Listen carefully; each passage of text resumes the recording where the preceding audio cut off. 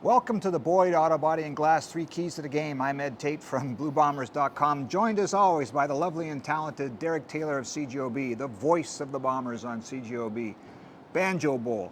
I don't know if we need to say any more, but let's get into the 3 keys. Number one, the storyline at the end of last week that bled into this week is... Zero headbutts. No headbutts today. Pete Robertson is suspended. Zach Collaros is fine. No more headbutting. Let's all just agree that that's how we approach this going forward. To his credit, Zach Collaros said that Pete Robertson called him and told him, sorry, I lost my brain for a little bit there. So that's a good thing. Let's move on from that.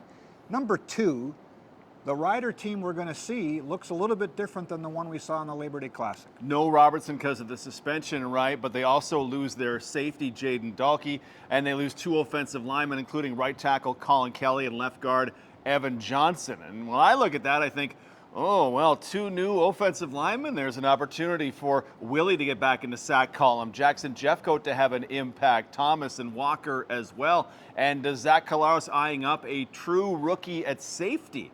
Maybe I move them over here or I give them this look. I'm very curious to see, with all these new bodies in there, 4 new bodies for the guys that we've mentioned. Cody Roscoe comes in for Pete Robertson. How the Bombers will attack those spots, because by definition, if they're not the starter, they're going to be looked at, let's say.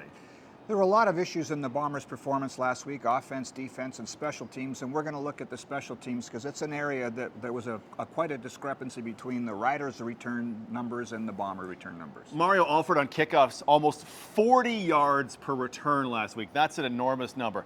The Bombers did a really nice job for much of it on punt coverage until that last one that got them the game-tying field goal and send it to overtime. So Malik Clements comes back onto the roster after a stint on 6-game injured list. Coach O'Shea saying, hey, we would love his impact on special teams, so he'll add a little extra. Malik is pretty beastly. He really can hit, and he can really cover. So anything that can help that out, because when you look at the league standings and you see the Bombers down in, I believe it's 7th or 8th in opponent punt return average and things like that, it's just not what we're used to seeing from the Bombers. So cleaning that up today would go a long way to making things better and putting them back in the win column.